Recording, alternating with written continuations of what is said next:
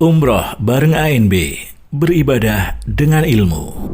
Baik, ini di antara contoh jamaah bagaimana para ulama di masa silam begitu perhatian terhadap waktunya, sehingga mereka sangat merasa sayang apabila waktunya hilang sia-sia. Apalagi di bulan Ramadan, kesempatan itu sangat terbatas, hanya 1 bulan. Bisa 29 atau 30 hari. Dan tidak ada Ramadan yang kedua dalam 1 tahun yang sama. Sehingga Anda kalau kehilangan Ramadan ini, maka di tahun itu Anda kehilangan Ramadan tersebut. Karena Ramadan tidak berulang di tahun yang sama. Padahal bulan Ramadan adalah bulan di mana Allah Subhanahu wa ta'ala banyak sekali memberikan rahmatnya, pelimpahan pahala, dan seterusnya. Sehingga akan sangat sia-sia kalau kemudian Ramadan semacam ini kita biarkan berlalu tanpa nilai yang berarti. Baik, lalu apa yang bisa kita lakukan di bulan Ramadan? Ibadah itu ada yang waktunya ditetapkan dan ada ibadah yang waktunya diberi kelonggaran alias tidak ditetapkan. Contoh ibadah yang waktunya ditetapkan: 1. Salat 5 waktu. Allah Subhanahu wa ta'ala berfirman, "Innas salata kanat 'alal mu'minina kitaban mauquta." Sesungguhnya salat adalah kewajiban bagi mukmin yang telah ditetapkan waktunya. Contoh yang lain, puasa. Puasa itu waktunya sudah ditetapkan, tidak bisa ditambah, tidak bisa dikurangi. Sehingga untuk bagian seperti ini Anda hanya bisa lakukan tepat pada waktunya. Untuk bagian ini Anda hanya bisa lakukan tepat pada waktunya. Tapi kan masih banyak waktu yang lain, Pak. Terus untuk waktu yang lain ini gimana?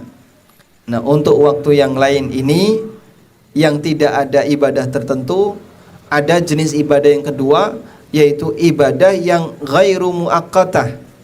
Ibadah yang tidak ditetapkan waktunya. Contohnya apa? Dzikir. Terus salat sunnah mutlak. Kemudian membaca Al-Quran. Apalagi sedekah, ngobrol dengan temannya. Masuk enggak? Ini bukan ibadah ya, kecuali kalau kajian. Baik, untuk bagian seperti ini Anda bisa lakukan kapanpun, dimanapun. Sehingga selagi Anda punya kesempatan yang longgar dan Anda tidak dalam kondisi kelelahan, manfaatkan. Kalau enggak zikir, baca Quran. Dan tidak ada istilah seorang muslim kehilangan kegiatan berpahala, itu tidak ada. Setiap muslim dia punya kegiatan yang berpeluang mendatangkan pahala.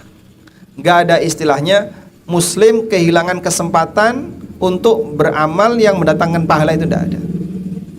Maka enggak ada sebenarnya waktu kosong bagi muslim. Kalau dia enggak baca Quran, dia bisa berzikir. Kalau dia enggak zikir, bisa baca sholawat. Kalau enggak baca sholawat, dengerin kajian. Kalau capek dengerin kajian, bisa dengerin murattal. Ada banyak kesempatan yang bisa dia gunakan untuk menggali ilmu, menambah kebaikan. Sebagaimana Anda berada di perusahaan terus berbuat kebaikan, maka seharusnya prinsip itu dilakukan tidak hanya sebatas dalam masalah sosial, termasuk juga untuk kepentingan kita. Apa sih yang bisa saya lakukan untuk kepentingan saya pribadi? Tambahan apa di hari ini? Baik, karena itu jadikan ini sebagai prinsip dan sebagai tugas. Dan saya berusaha menjadikan ini sebagai tugas saya, prinsip saya.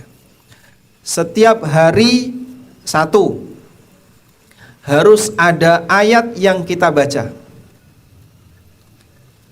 Jangan sampai dalam waktu 1 hari nggak baca Quran sama sekali. Yang kedua, setiap hari harus ada ilmu baru dalam masalah agama yang kita pelajari.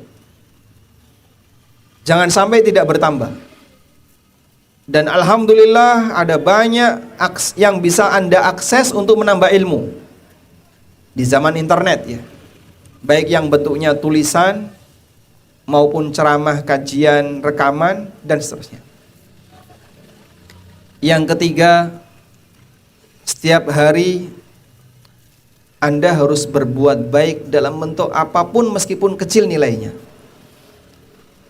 Misalnya, hari ini saya sudah membahagiakan siapa? Hari ini saya sudah berbuat baik kepada siapa? Ya tidak harus banyak orang. Misalnya cukup target 1, target 2 setiap hari. Meskipun hanya sedikit kecil. Mas tak kayak duit 500 ya mas. Saya intinya senang, alhamdulillah ditompo ya. Coba kalau gak ditompo, berarti Anda kehilangan kesempatan untuk infak sebesar 500 rupiah. Atau Anda misalnya memberi nasihat kepada seseorang, atau Anda ngasih hadiah apapun, atau berbuat baik bantu dia ketika naikin barang ke atas motor, atau bantu orang yang kesulitan. Intinya Anda berbuat baik dengan siapapun. Kalau itu jadi komitmen, insya Allah nanti jadi kebiasaan. Kebiasaan terkadang berawal dari komitmen. Ya. Awalnya sih kita malas, tapi karena kita punya komitmen, saya harus seperti ini, terus dibiasakan, maka nanti jadi apa? Kebiasaan.